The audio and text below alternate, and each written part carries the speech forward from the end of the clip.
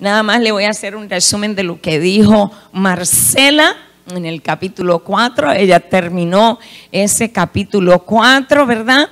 Terminó los tópicos que el apóstol Pedro habló en ese capítulo 4 acerca de vivir para Dios y acerca de sufrir por ser ¿qué? Cristianos. Amén. Y ella explicó todo eso bien.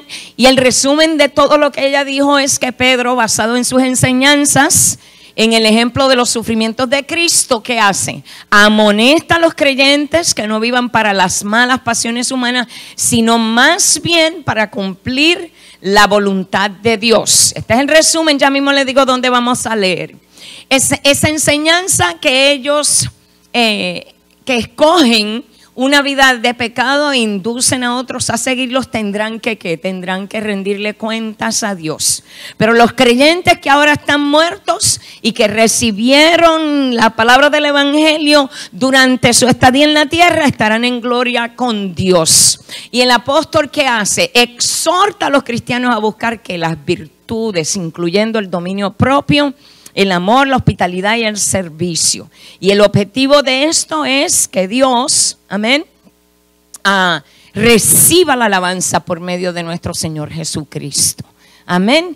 Y entonces vamos a entrar en una parte bien importante que es el capítulo 5, lo cual para mí es, mire, este capítulo 5 y el capítulo 21 de Juan tienen unas palabras que para mí son de mucho valor. Amén. Vamos a leer los primeros 5 versículos del capítulo 5. Amén.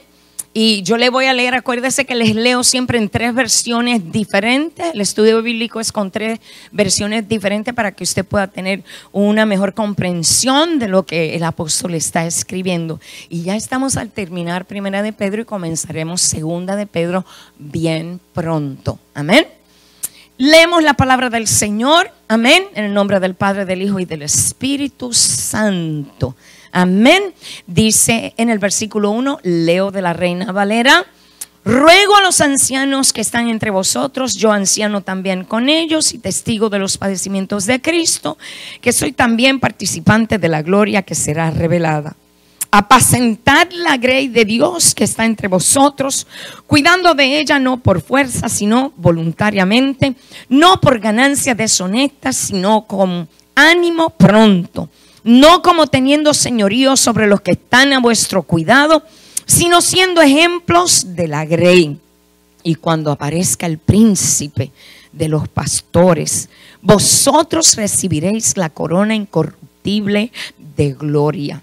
Igualmente, jóvenes, estad sujetos a los ancianos y todos sumisos unos a otros, revestidos de humildad, porque Dios resiste a los soberbios y da gracia a los humildes. Amén, gloria al Señor. Usted se puede sentar mientras la pastora le lee a usted de la Nueva Traducción Viviente. Amén. Es algo poderosa también esta traducción porque habla un poquito más claro. Y dice de esta manera: y ahora una palabra para ustedes, los ancianos en las iglesias.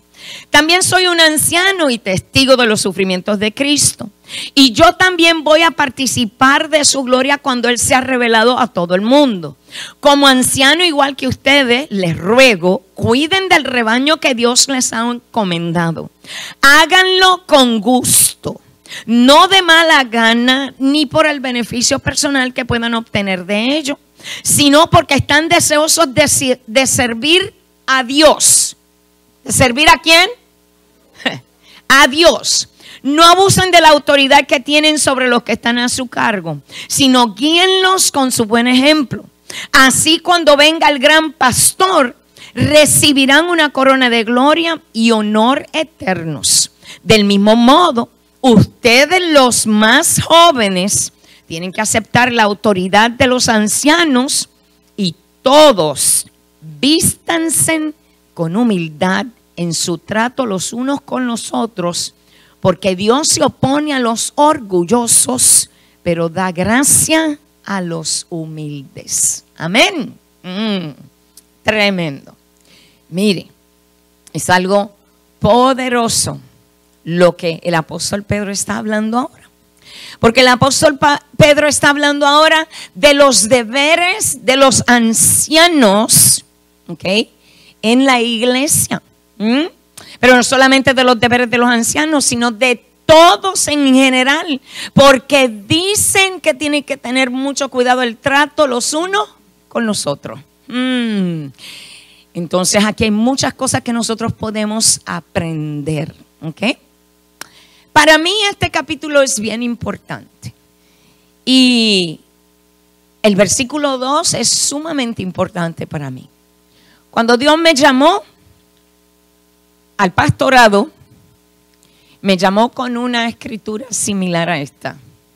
Y usted puede ir conmigo al capítulo 21 de Juan y le voy a compartir la escritura. Porque es Jesús hablando. Y de esa manera me habló el Señor a mí.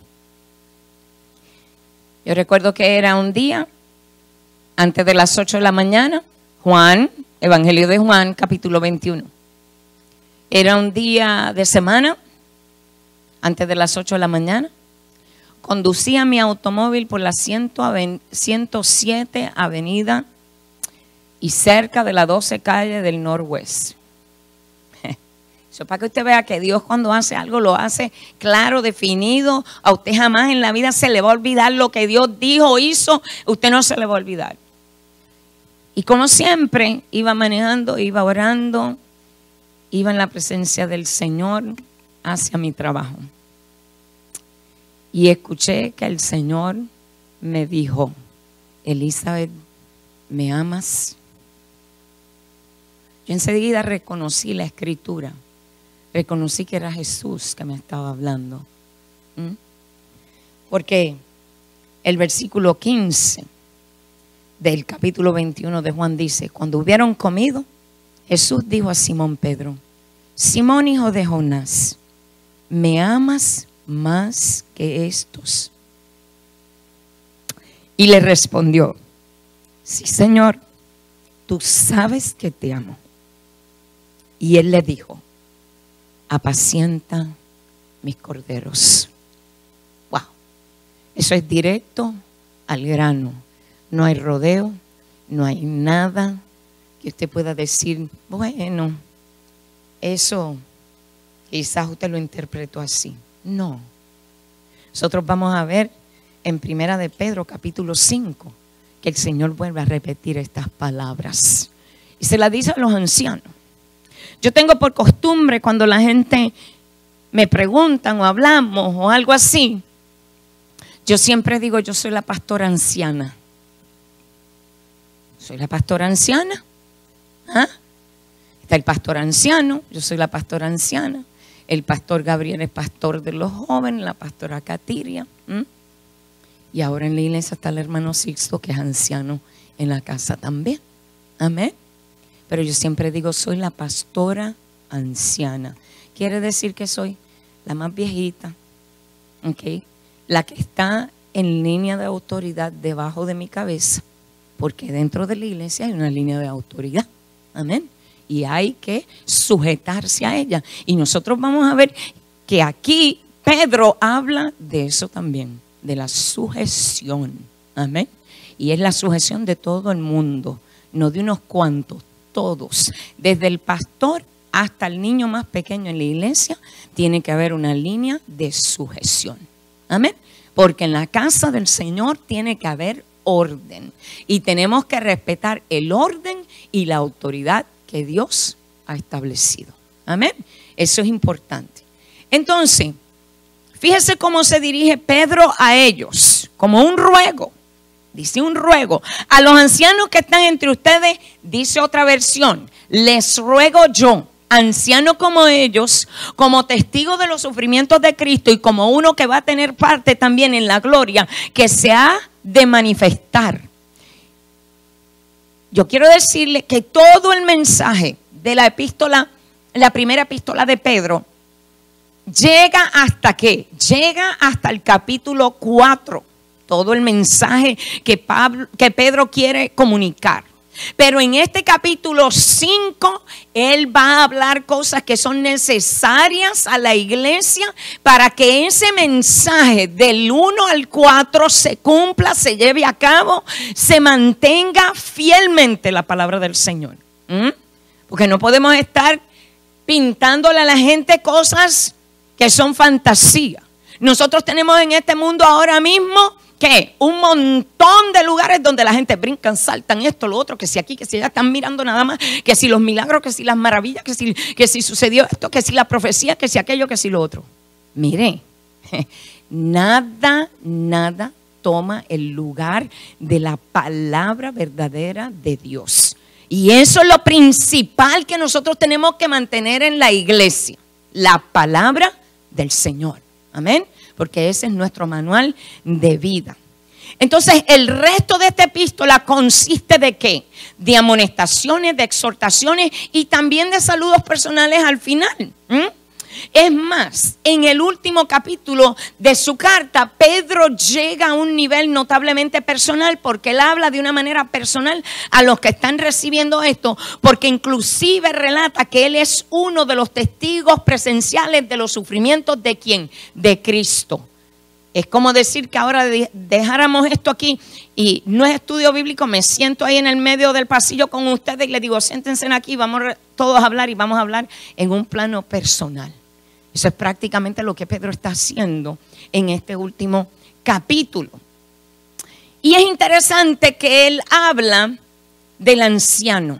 Él dice, a los ancianos que están entre ustedes les ruego yo, anciano como ellos. Quiere decir que él se incluye, ¿verdad que sí?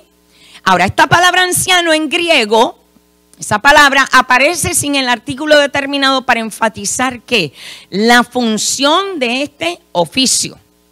La palabra anciano se refiere no tanto a la edad como a la tarea de la persona que tiene un cargo de la dirección en la iglesia. Un anciano es aquel que tiene responsabilidad en la iglesia. Entonces, siguiendo el ejemplo de los ancianos de Israel, que gobernaban en las sinagogas, porque en las sinagogas eran gobernadas por ¿quiénes? Por ancianos. Los ancianos de la iglesia primitiva brindaban dirección ¿a qué? A las congregaciones locales. Igual, es un patrón establecido de Dios.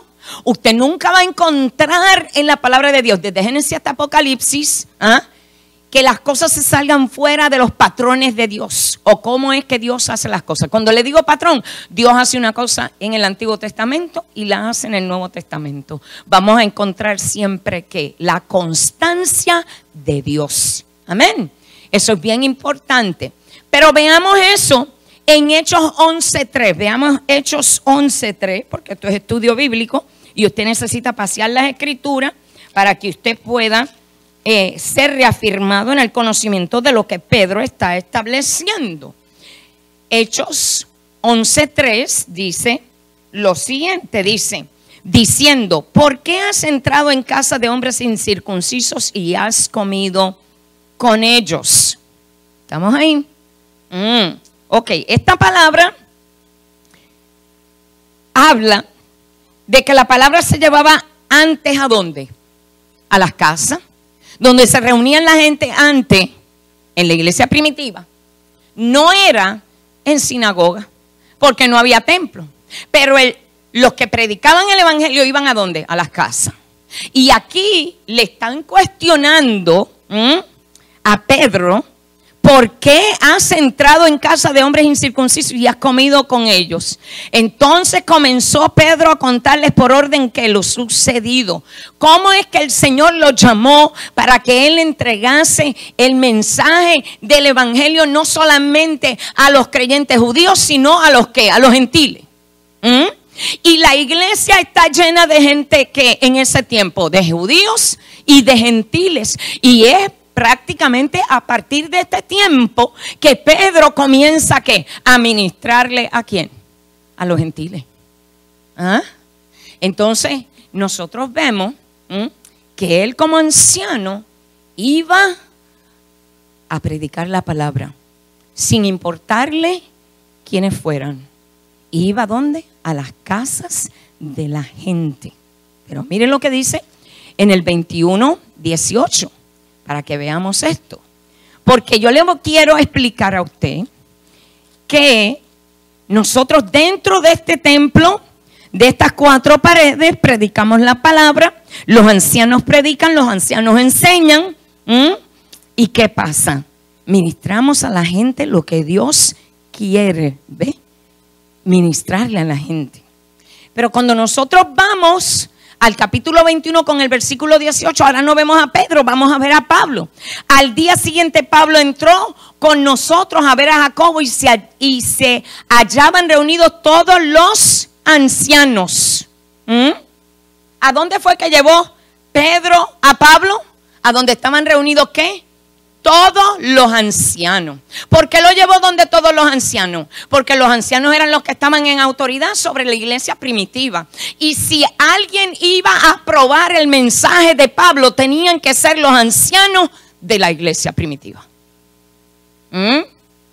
Porque los ancianos tienen que discernir la verdad.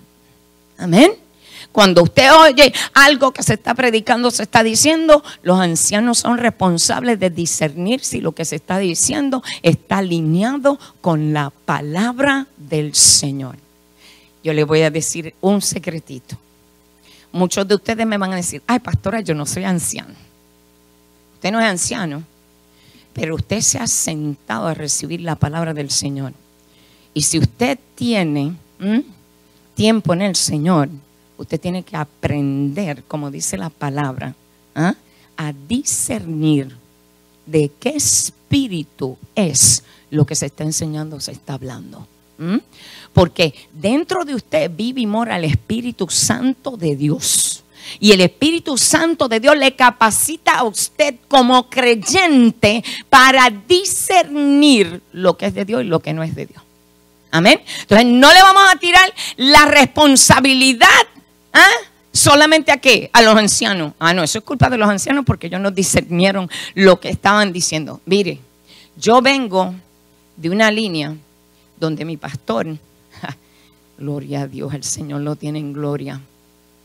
Yo lo vi estar sentadito en el altar, ahí sentadito. Y lo vi tener un hombre predicando ahí y él sentado aquí. Y cuando el hombre dijo 3, 4 disparates, él se paró y le dijo, hermano, perdóneme, su tiempo se ha terminado, hasta aquí llegó su participación en el día de hoy. Le damos muchas gracias por estar con nosotros, pero no puede continuar el mensaje que usted está trayendo. Hello. Y el caballero se retiró del púlpito y él dijo, hermanos, lo que acaban de escuchar no se alinea con la palabra. Abra su Biblia en tal lugar. Esto es lo que dice la palabra del Señor. Amén. Los ancianos, y no solamente los ancianos, usted como creyente tiene que saber discernir. ¿Qué es lo que es de Dios y qué es lo que no es de Dios? Yo le puedo decir, yo estaba en un instituto bíblico, empezaron a traer una enseñanza sobre el libro de Romanos. Usted no ha estudiado el libro de Romanos conmigo, mire, esa es mi pasión. Romanos para mí es apasionante. Amén. Y me trajeron una profesora y la profesora estaba enseñando el libro de Romanos, enseña. Yo era estudiante, era una niña en el Señor, empezó a enseñar Romanos, y empezó a decir un montón de disparates y a dar un montón de analogías y ejemplos y cosas que no se alineaban con la palabra ni nada. Estaba fuera por completo. Me paré y le dije, profesora, con mucho respeto, perdóneme, no estoy de acuerdo con lo que usted está enseñando, no estoy de acuerdo con lo que dice este libro, así que yo lo siento mucho. Yo creo que la clase debe de parar porque está fuera del lugar. Ella se quedó así como que, wow, un estudiante me está parando.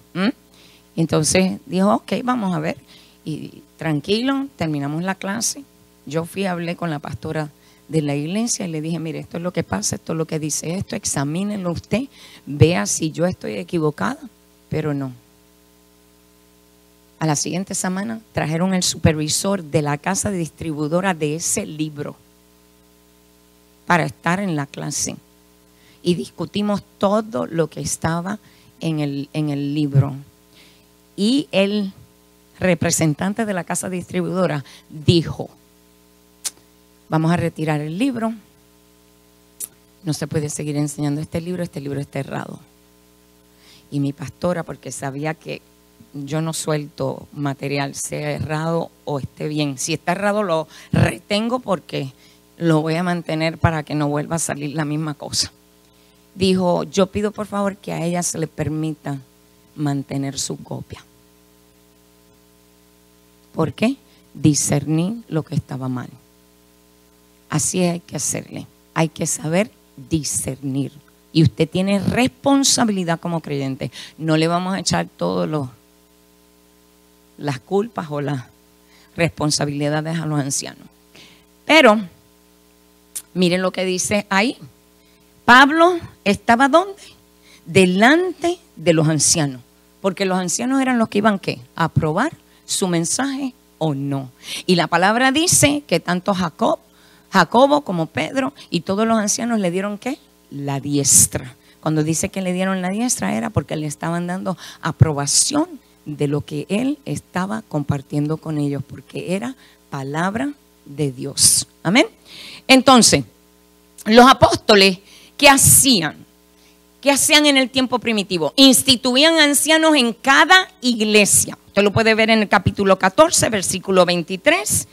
Versículo 23 dice, y constituyeron ancianos en cada iglesia y habiendo orado con ayunos, los encomendaron al Señor en quien habían creído. Amén. Eso era lo que ellos hacían. Y se recomendaban a los ayudantes apostólicos que hicieran lo mismo. Porque en Tito, capítulo 1, versículo 5, en Tito, usted lo puede ver allí, en el 1:5, dice, por esta causa te dejé en Creta para que corrigieses lo deficiente y establecieses ancianos en cada ciudad, así como yo te mandé. ¿Ve? Esto es bíblico. Lo que está hablando Pedro, lo está hablando ¿qué? Tito, lo está hablando Pablo. ¿Por qué? Porque el instituir ancianos en la iglesia es algo bíblico y es necesario. Amén. Los apóstoles encargaban a los ancianos que diesen cuidado espiritual a los miembros de la iglesia, enseñando y predicando la palabra. Eso es lo principal. Lo principal de los ancianos es que tienen que enseñar y predicar la palabra. Amén. Que protegiesen ¿qué? La pureza de la fe cristiana, advirtiendo al pueblo de Dios contra falsas doctrinas. Eso es lo segundo que tienen que hacer. Tienen que discernir, y si hay algo falso, si hay algo que está mal, ellos tienen que proteger la fe de la congregación. Y que promoviesen la paz y el orden en la iglesia, dando ejemplo en sus propios hogares. ¿Cómo es la cosa? Que tienen que promover ¿qué? La paz. Los ancianos promueven la paz y el orden en la iglesia. Miren lo que dice Hechos 20, ya que estábamos ahí, vaya para Hechos otra vez, porque estas cosas se demuestran con la palabra. Hechos 20, 28, miren lo que dice, 20, 28. Dice, por tanto, mirad por vosotros y por todo el rebaño en que el Espíritu Santo os ha puesto por obispo para apacentar la iglesia del Señor, la cual él ganó por su propia sangre. ¿Quién pone a los ancianos en la iglesia? El Espíritu Santo es el que los ordena. El Espíritu Santo es el que los pone por obispo. Obispo es lo mismo que anciano, porque obispo viene del griego, ¿ok? De una palabra en el griego, para apacentar la iglesia del Señor. Amén. Mire lo que dice Efesios. Vaya conmigo a Efesios. Aleluya. Gloria a tu nombre. Efesios 4, 11 al 13. Dice, no lo digo porque tenga escasez, pues he aprendido a contentarme cualquiera que sea mi situación. Sé vivir humildemente y sé tener abundancia en todo y por todo estoy enseñado, así para estar saciado como para tener hambre, así para tener abundancia como para padecer necesidad. En nuestros tiempos nosotros estamos viendo que muchos de los ancianos, que en otras palabras se pudiera decir pastores de nuestro tiempo, lo único que están buscando es saciar sus necesidades, pero en sobreabundancia. Por eso es que nosotros estamos viendo iglesias que los pastores, así lo voy a decir, se están enriqueciendo a derecha y siniestra. Tienen casas, tienen propiedades, tienen aviones, tienen de todo. ¿Y será eso lo que dice la palabra? La palabra no dice eso. La palabra dice que no deben de estar, ¿qué? Tratando de ¿qué? De saciar sus necesidades, porque Dios ha de suplirle todo. El que es anciano, el que es pastor, tiene que aprender ¿en qué? En humildad.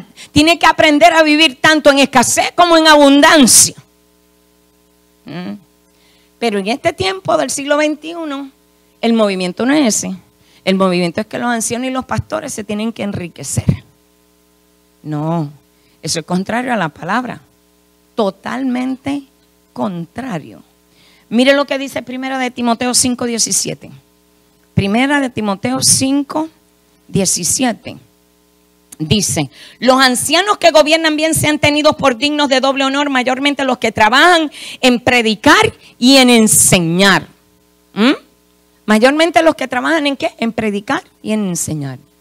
Hay ancianos dentro de la iglesia que son puestos por el Espíritu Santo en la congregación. Pero cuando habla aquí también habla de que de los ancianos que son pastores de la iglesia deben de tener ¿qué? Doble honor, porque se dedican exclusivamente a predicar y a enseñar.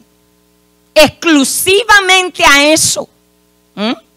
Yo sé que hay muchos pastores que les toca ser bivocacionales. ¿Por qué? Porque no tienen un sustento, porque tienen una congregación bien pequeñita. Muchos de nuestros países pasa eso. Tienen que trabajar para poderse sustentar y poder mantener una congregación, pero con todo su amor y con toda su entrega siguen haciendo la obra del Señor. Aunque tengan que trabajar de sol a sol y después irse para la iglesia. Pero la Biblia enseña esto. Como Pablo no vivía del evangelio, y la palabra dice, y lo vamos a ver, que el que lleve el evangelio tiene derecho a vivir del evangelio. Mas sin embargo Pablo decía que él trabajaba con sus manos y hacía tiendas. ¿Para qué? Para no ser gravoso. ¿A quién? A los hermanos. Amén. Entonces Pablo, aquí nosotros podemos ver que Pablo también envió a Timoteo y a Tito una lista de requisitos para el que quería ser anciano. Y usted, esa se la voy a dar de tarea para que la vea en su casa. Primera de Timoteo capítulo 3, de los versículos 2 al 7, y Timoteo 1, 7 al 9. Esa es la lista. Si quiere pasamos por ahí más rápido que nada. Primera de Timoteo 3, 2 al 7. Primera de Timoteo 3, 2 al 7. Ok, pero es necesario que el obispo sea irreprensible, marido de una sola mujer, sobrio, prudente, decoroso, hospedador, apto para enseñar, no dado al vino, no pendenciero, no codicioso de ganancias deshonestas, sino amable, apacible, no avaro, que gobierne bien su casa, que tenga a sus hijos en sujeción con toda honestidad. Pues el que no sabe gobernar su propia casa, ¿cómo cuidará de la iglesia de Dios? No un neófito, no sea que envaneciéndose caiga en la condenación del diablo. También es necesario que tenga buen testimonio de los de afuera, que no caiga en descrédito y en lazo del diablo. ¿Está viendo todas las características? Ok, entonces Tito 1, del 7 al 9, como ese es un solo dos capítulos nada más. Porque es necesario que el obispo sea irreprensible como administrador de Dios, no soberbio, no iracundo, no dado al vino, no pendenciero, no codicioso de ganancias deshonestas, sino hospedador, amante de lo bueno, sobrio, justo, santo, dueño de sí mismo, retenedor de la palabra fiel. ¿Vio eso? Retenedor de la palabra fiel. Ahí es donde la iglesia del siglo XXI está fallando. porque no está reteniendo la palabra fiel. Están haciendo especulaciones, invenciones y revelaciones de último momento que parece que yo no sé cuál espíritu es el que le está dando esas revelaciones. Porque toda la revelación de Dios ya está dada desde Génesis hasta Apocalipsis, no hay más.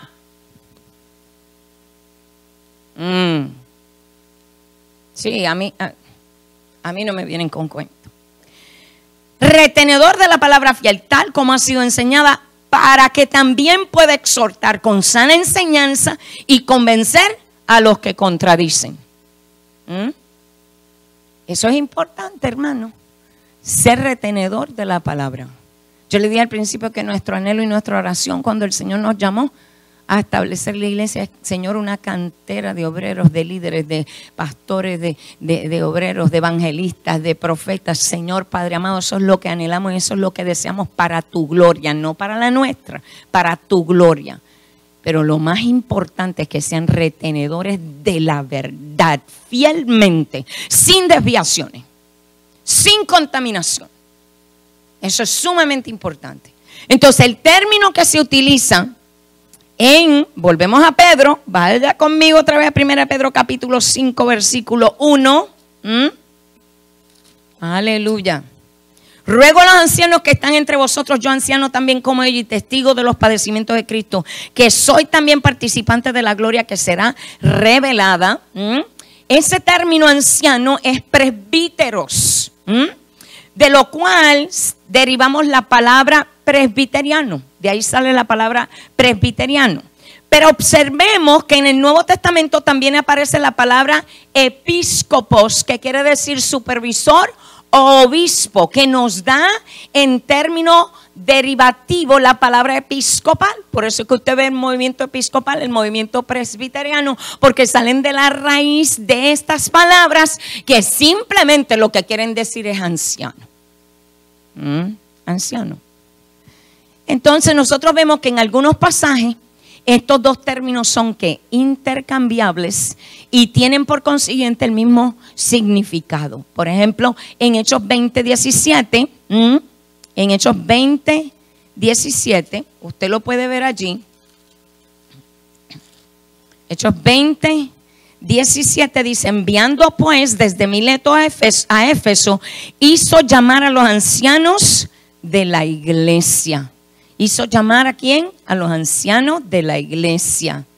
El versículo 28 de ese mismo capítulo dice: por tanto, mirad por vosotros y por todo el rebaño en que el Espíritu Santo os ha puesto por obispos. Obispo es ancianos, para apacentar la iglesia del Señor, la cual él ganó por su propia sangre. Amén. Entonces nosotros podemos ver que Pedro, en este principio de este capítulo, él se llama a sí mismo anciano como ellos. Vamos a comparar eso con Segunda de Juan. Vaya a Segunda de Juan conmigo. Segunda de Juan, las epístolas de Juan, y vamos a ver en Segunda de Juan 1, el versículo 1, dice: el anciano a la señora elegida y a sus hijos, a quienes yo amo en la verdad, y no solo yo, sino también todos los que han conocido la verdad. Juan se llama a sí mismo, ¿qué? El anciano. Se llama el anciano. En Tercera de Juan, en el versículo 1, dice: el anciano a Gallo, el amado, a quien amo en la verdad. Qué maravilloso, qué tremendo saludo, porque él dice: yo soy anciano, yo tengo la responsabilidad. Le estoy escribiendo a Gallo, a quien amo en la verdad. No es que te amo porque eres mi mejor amiguito, no es que te llamo porque eres miembro de la iglesia, es que te amo por la verdad que compartimos tú y yo. Yo te amo en la verdad de Dios. Hermano, eso es bien importante, que nosotros aprendamos a amar a los hermanos en la verdad de Dios. Amén. ¿En la verdad de quién? En la de Dios. Deje sus sentimientos a un lado, deje las emociones a un lado. Deje aquello que le complace a usted en la amistad o la relación con una persona y aprenda a amarle en la verdad de Dios. Porque le va a amar como Dios le ama. Ahí no hay más nada que añadir. ¿Ah? Porque a como Dios ama, nosotros no le podemos añadir nada. Nada le podemos añadir. Entonces, ese es el mejor consejo que nosotros podemos recibir de Juan, cuando él se llama a sí mismo el anciano y dice, a fulano a quien amo en la verdad. Entonces, él revela de esta manera que no se ubica por encima de los ancianos, sino junto con ellos. Este es Pedro. Les ruego a los ancianos, yo anciano con ellos juntamente, no se pone por arriba. Ningún anciano se pone por arriba de otro. Ningún anciano se pone por arriba de los hijos de Dios. Es un privilegio, es una bendición.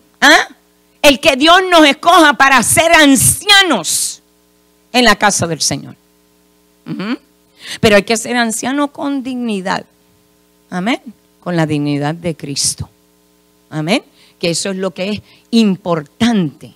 Entonces, de este modo, Pedro indica que un apóstol puede ser también, ¿qué? Un anciano. Ahora el brinco es, todo el mundo es apóstol y todo el mundo es profeta.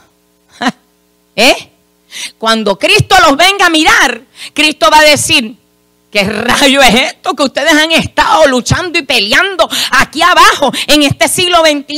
Peleándose unos con los otros y diciendo, yo soy apóstol, yo soy profeta, estoy en el movimiento apostólico profético, que si para aquí, que si para allá. Y Cristo los va a mirar y le va a decir, si yo no los llamé a hacer eso, yo los llamé a ser ancianos. Siervo, anciano. Pero ¿sabe qué pasa? Algo bien importante. A los ancianos no se les puede subir el ego. A los ancianos no se les pueden subir los humos a la cabeza. ¿Por qué? Porque tú sabes que tú estás en una posición bien delicada, donde tienes que dar cuenta por las ovejas, porque a ti te han puesto a supervisarlas y a cuidarlas y a protegerlas. Y con todos estos que están en esos movimientos mega, que no saben ni el nombre de 30 personas dentro de su iglesia. ¿Qué pasa? ¿Cuál cuidado van a rendir? ¿Cuál cuidado van a rendir? Es tremendo lo que está pasando en nuestro tiempo, no se dejen engañar. Pedro escribe, les ruego yo anciano como ellos. Mire cómo él dice, este es Pedro. Pedro era uno de los 3 que andaba con Jesús todo el tiempo. Él intima que los ancianos deben de dar ejemplo de estar comprometidos personalmente con Dios y en hacer el bien. ¿Sí? Lo hace dirigiendo la atención de los ancianos ¿a qué? A su consideración previa de todo lo que él está diciendo que los creyentes van a pasar. Algunas traducciones en base a una partícula presente en el texto griego comienzan en el versículo 1 con el adverbio por tanto. Volvemos allí a primera de Pedro. Capítulo 5 dice, por tanto ruego, así dice una de las traducciones, por tanto ruego, así lo dice. Pero el adverbio vincula este versículo con ¿qué? Con el último versículo del capítulo anterior, que simplemente dice, de modo que los que padecen según la voluntad de Dios encomienden sus almas al fiel Creador y hagan el bien. Una vinculación de lo anterior, pero Pedro está hablando ahora de asuntos más personales, más importantes. Tremendo que Pedro dice, y testigo de los padecimientos de Cristo. La palabra testigo. El apóstol se describe a sí mismo como un anciano, como ellos y como testigo de que de los sufrimientos de Cristo. Y apunta en esto que él está escribiendo aquí hacia el Getsemaní y hacia el Gólgota. Aunque de hecho los evangelios no relatan que Pedro estuviera en el momento de la crucifixión de Cristo. Pero él sí estuvo en el Getsemaní con el Señor y él sí vio los sufrimientos del Señor allí. Pedro fue testigo de que de la increíble agonía de Cristo en el huerto de Getsemaní, del juicio ante el sumo sacerdote, y también fue testigo de la condenación de Jesús que hizo comparecer ante ¿qué? Ante la presencia de Pilato. Después de eso fue que arrancaron a correr todo el mundo. Pedro es en efecto ¿qué? Un testigo ocular de los sufrimientos de Cristo hasta ese preciso momento, antes de que se llevaran a Cristo. ¿Para qué? Para crucificarlo. Y este término testigo tiene un doble significado. Oiga bien lo que es el significado.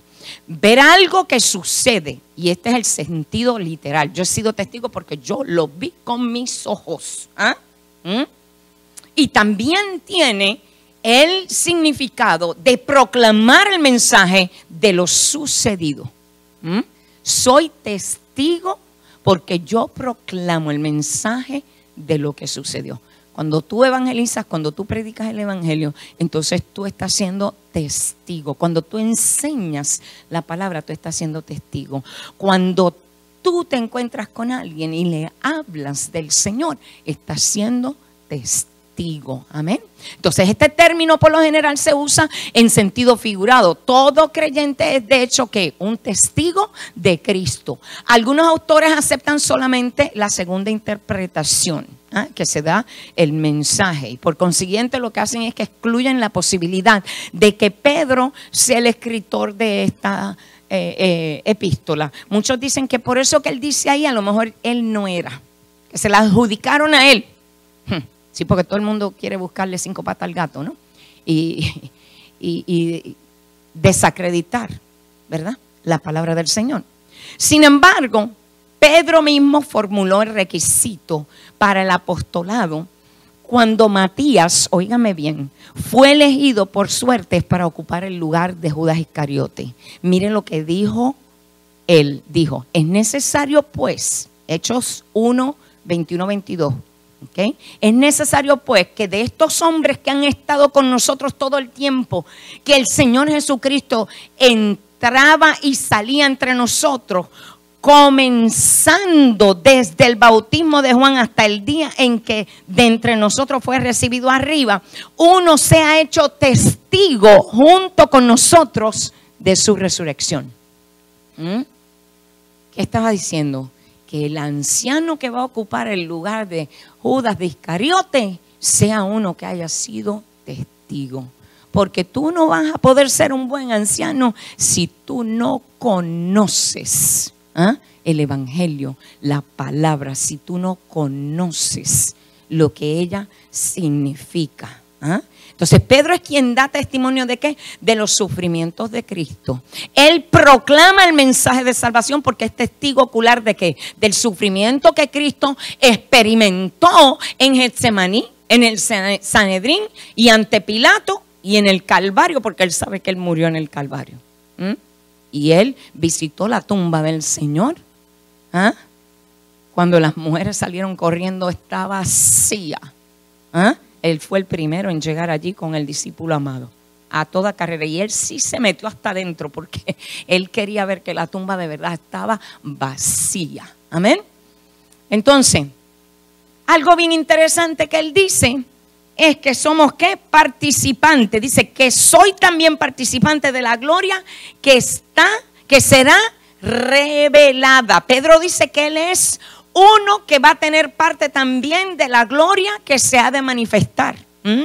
Desde el momento, óigame bien, desde el momento en que Pedro comenzó a seguir a Jesús, había visto que su gloria durante su ministerio, especialmente en el momento de ¿qué? De la transfiguración de Jesús. Porque él pudo ver la transfiguración de Jesús en Mateo capítulo 16, versículo 27. Usted lo va a ver allí. Y en el 17:2 y en Juan también se habla de la transfiguración del Señor. Miren, vamos a verlo. Vaya conmigo a Mateo 16, 27, porque algunos quizás no están tan familiarizados con esto. Mateo 16, 27. Mire lo que dice allí, dice, porque el Hijo del Hombre vendrá en la gloria de su Padre con sus ángeles y entonces pagará cada uno conforme a sus obras. Viene que en la gloria de su Padre. Mire, Pedro participó de la gloria del Señor mientras él estaba aquí. Y Mateo, que está escribiendo esto, dice que él va a venir en la gloria de su Padre. Ellos sabían que había una gloria en él. Miren lo que dice el capítulo 17, versículo 2. Y dice, y se transfiguró delante de ellos y resplandeció su rostro como el sol y sus vestidos se hicieron blancos como la luz. Vio la gloria. Porque dice... Y aquí aparecieron Moisés y Elías hablando con él. Mire lo que hizo Pedro. Entonces Pedro dijo a Jesús: Señor, bueno es para nosotros que estemos aquí. Si quieres hacemos aquí 3 enramadas, una para ti, otra para Moisés y otra para Elías. ¿Vio la gloria de Dios o no vio la gloria de Dios Pedro? Tanto fue así que él dijo: vamos a hacer enramadas y aquí nos quedamos. Allá el mundo que se quede y que hagan lo que ellos quieran, pero nosotros nos queremos quedar en esta gloria. Pedro habla de él como anciano. Los ancianos tienen que permanecer en la gloria del Señor. Va a haber que luchar mucho, hermano, porque hay que luchar. Hay que luchar durísimo para mantenerse en esa gloria. No es fácil. No es fácil. Miren Juan 1:14. Juan 1:14. Juan 1:14 dice: y aquel verbo fue hecho carne y habitó entre nosotros y vimos su gloria, gloria como del unigénito del Padre, lleno de gracia y de verdad.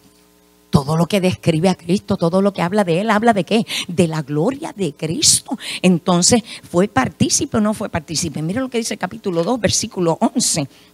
Dice de esta manera: este principio de señales hizo Jesús en Caná de Galilea y manifestó su gloria y sus discípulos creyeron en Él. ¿Por qué creyeron los discípulos? Vieron la gloria de Jesús. ¿Vieron la gloria de quién? La gloria de Jesús. Miren lo que dice Segunda de Pedro. Vaya conmigo, Segunda de Pedro. Segunda de Pedro. Porque Pedro vuelve a hablar de esto. Segunda de Pedro 1:17. Miren lo que dice allí. Dice: pues cuando él recibió de Dios Padre honra y gloria. ¿Qué recibió? Honra y gloria. Le fue enviada desde la magnífica gloria una voz que decía: este es mi Hijo amado, en el cual tengo complacencia.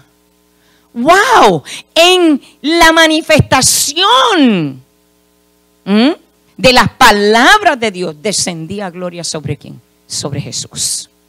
En las palabras del Padre había gloria que descendía y ellos fueron testigos de eso. Ahora, si bien Pedro habla del futuro, va a tener ¿qué? Él dice que va a tener parte. Va a tener parte. Él ya ha indicado que el Espíritu de gloria reposa sobre los creyentes. Mire, en Primera de Pedro, capítulo 4, vaya conmigo al versículo 14. Vaya un poquito atrás, ahí mismo donde estábamos. Dice: si sois vituperados por el nombre de Cristo, sois bienaventurados, porque el glorioso Espíritu de Dios reposa sobre vosotros. Ciertamente, de parte de ellos, Él es blasfemado, pero por vosotros es glorificado. Oh my God, yo pudiera quedarme la noche entera nada más para predicar de este versículo ahora, porque muchos de nosotros andamos por ahí como leprosos que no tenemos nada que ver con la gloria de Dios, pero porque Cristo Jesús vive dentro de tu corazón, porque Él está en ti, porque su Espíritu reposa en ti, tu vida está glorificando a Dios cada segundo que tú respiras. ¿Cuándo será que la iglesia va a entender esto? ¿Cuándo será que nosotros entenderemos un versículo como este? Y caminaremos y hablaremos y tendremos actitudes y acciones y todo que respondan a manifestar esa gloria del Señor. Que el que te mire y te vea hablar, caminar, andar, decir, trabajar o compartir con alguien, siempre esté viendo la gloria del Señor saliendo por los poros de tu vida.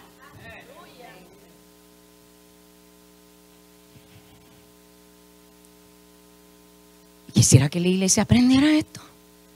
Que la iglesia se mirara en ese espejo. Mire, yo se lo voy a leer otra vez. Versículo 14 del capítulo 4 de Primera de Pedro. Si sois vituperados por el nombre de Cristo, sois bienaventurados, porque el glorioso Espíritu, es que el Espíritu Espíritu ya es glorioso. El Espíritu de Dios es gloria y esa gloria reside, reposa en ti. Oh my God, Dios mío, Padre del cielo, ayúdanos.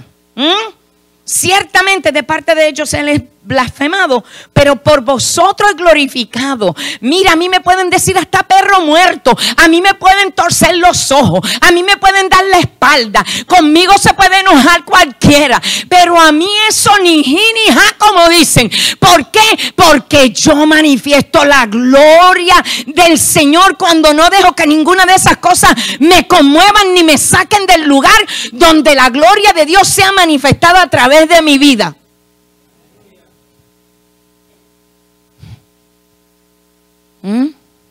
Usted tiene que saber quién es, dónde está, qué es lo que despliega su vida. ¿Qué es lo que despliega tu vida? Mire, hay que tener conciencia de esto. Cada segundo que usted respire, porque cada segundo que usted respire y el Espíritu de Dios reposa sobre usted, usted glorifica a Dios. ¿Glorifica a quién? A Dios. Miren lo que dice en el capítulo 1, ahí de Primera de Pedro, versículo 8, dice: a quien amáis sin haberle visto, en quien creyendo, aunque ahora no lo veáis, os alegráis con gozo inefable y glorioso. Mire, cada vez que usted se alegra, cada vez que usted cree en el Señor ciegamente, cada vez que esto sucede en su vida, oígame bien lo que dice ese versículo. Dice: aunque ahora no lo veáis, os alegráis con gozo inefable y glorioso. Es que cuando usted se alegra, es que cuando usted siente esa pasión interna dentro de usted que se desata por el Espíritu Santo, lo que se está desatando en usted es un gozo glorioso. Ese gozo no es de aquí abajo, no te lo puede dar ninguna droga, no te lo puede dar ninguna pastilla, no te lo puede dar ninguna relación, no te lo puede dar ningún hombre. Te lo da solamente el hecho de saber que el Espíritu de Dios está dentro de ti. Es como una explosión, y esa explosión tiene una característica, una cualidad que lo dice este versículo. Esa explosión, ese gozo es glorioso, viene de arriba, no de abajo, no tiene nada que ver con lo de aquí, sino que tiene que ver con todo lo de allá. Wow. Ay, Señor amado, te me he oído a mí siempre. Yo estoy lista para el rapto. Cada segundo que vivo, cada respiro que tomo, que yo estoy esperando la máxima explosión de gozo, la gloria máxima la estoy esperando cada segundo. Ayer o antes de ayer, el lunes, me hablaba una persona. Ahí por ahí, tenga cuidado, ya se lo aviso de momento. Por ahí andan unos locos. Andan unos cuantos locos diciendo que el rapto es antes del 13 de septiembre. ¿Sabe? O sea, yo no sé a la hora que es. Pero miren, cuando me hablaron le dije: mi amor, ¿sabes una cosa? Yo vivo esperando al Señor en los próximos 5 minutos. Si pasan esos 5, en los próximos 5 los sigo esperando y los sigo esperando. Y no hay un segundo que no deje de esperar al Señor. Así es que, porque le digo: ¿cómo está? Preparándome para el rapto, porque el rapto viene ya. Va a ser antes del 13 de septiembre. Porque se cumple el Shemitah. Se cumple el año de jubileo, los 50 años de acuerdo al calendario judío. Ni la hora ni el día nadie lo sabe. Pudiera ser que ahora se caiga el micrófono al piso. Si ustedes se van, nos vemos para arriba. Pero si se cae el micrófono y usted se quedó aquí, lo siento, pero yo me fui. Bye bye. Se acabó. Ok, vamos a seguir aquí. Entonces el cristiano ya comparte ¿qué? La gloria de Jesús. Aunque solamente en parte, pero para entonces va a recibir ¿qué? La plenitud. La plenitud de que de la gloria. Y eso es lo que dice Pedro. Pedro dice: yo voy a ser partícipe de la gloria, de la plenitud de la gloria. Ahora hay gloria. Ahora hay gloria en mi vida. Pero voy a ser partícipe de qué? De la plenitud de la gloria. Y Pedro, ¿qué hace? Alerta a los lectores que esta gloria se ha de manifestar. Mire, esto viene. La gloria del Señor viene. El tiempo que nos separa de la revelación de la gloria de Dios es breve, es corto. Es corto. Además, Pedro nota que esta revelación no consiste en un único acontecimiento, sino que es una acción continua. Mire, cuando yo digo eso es porque la gloria de Dios tiene que ir en crecimiento en su vida. Tiene que ir en incremento. Cada día que usted viva, mientras usted tiene más conocimiento del Espíritu de Dios que mora dentro de usted, usted va subiendo de gloria en gloria. Porque hay mayor revelación. Usted no va a salir de aquí como entró esta noche. Se va con mayor revelación, se va con mayor gloria.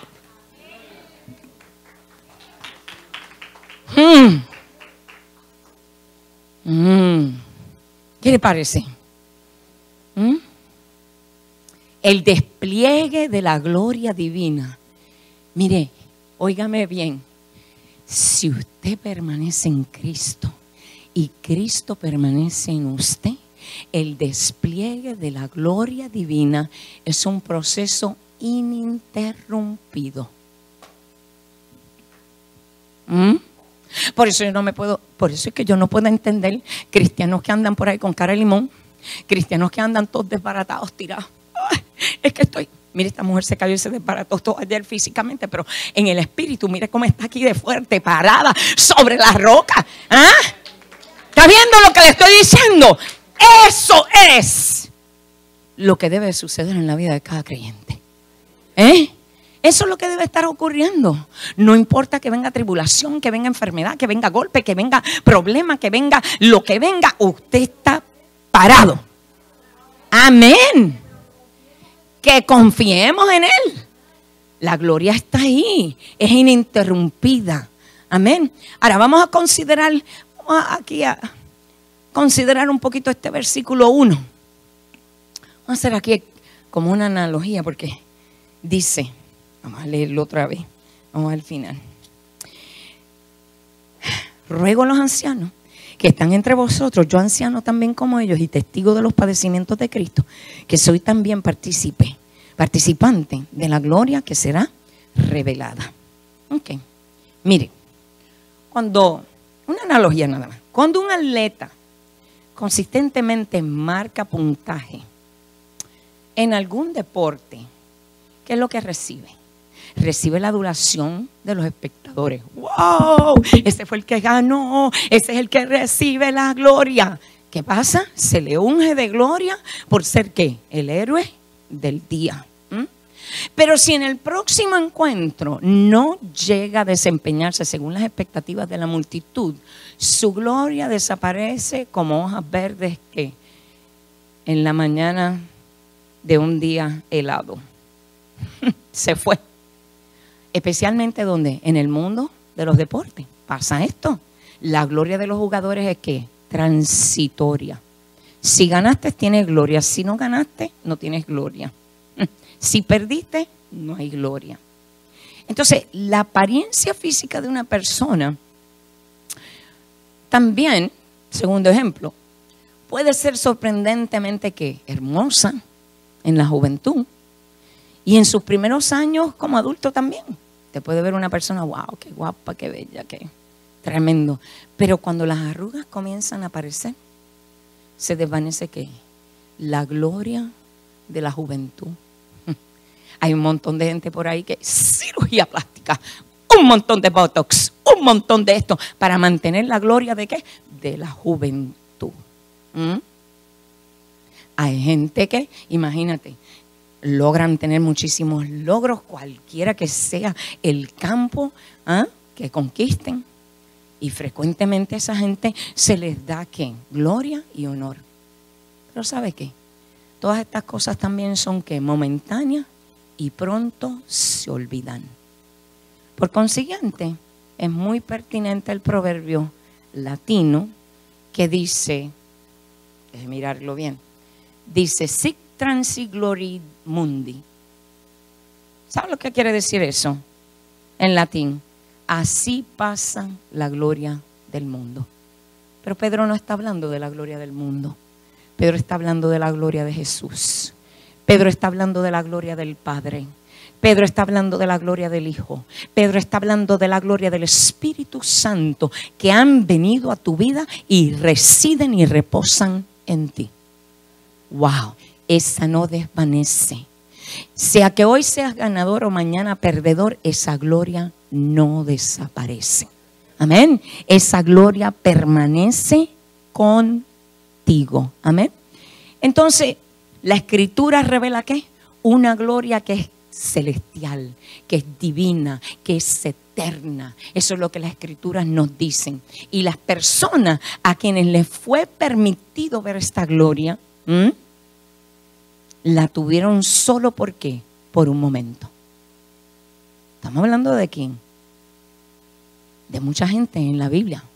Por ejemplo, los pastores de los campos de Belén vieron la gloria celestial cuando Jesús nació. Vieron la estrella que brillaba y la vieron por un momento, nada más.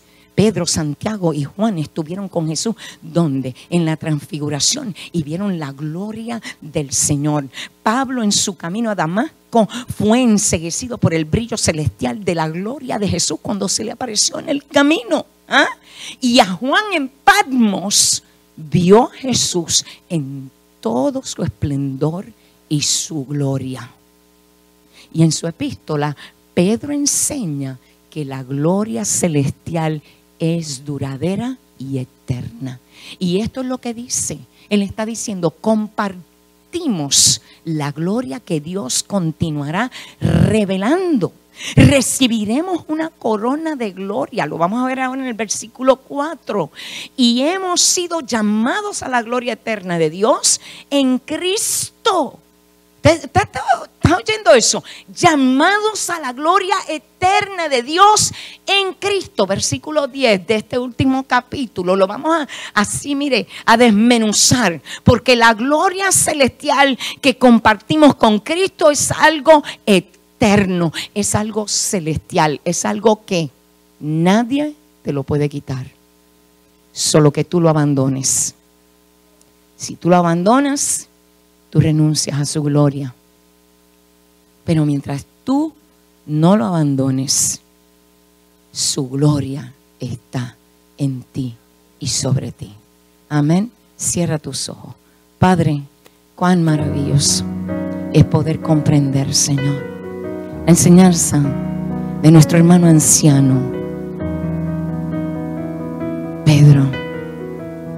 Pedro, que anciano como nosotros, Señor, enseñaba y predicaba tu palabra, Señor, y traía la revelación, Señor, de esa palabra, Señor, que nos va dando la certeza día a día de quiénes somos. Señor, en esta noche te pedimos que tu Espíritu Santo selle esta palabra en nuestro ser, y cada mañana al abrir nuestros ojos y levantarnos y ver un nuevo día, Señor, podamos decir, tu gloria está en mí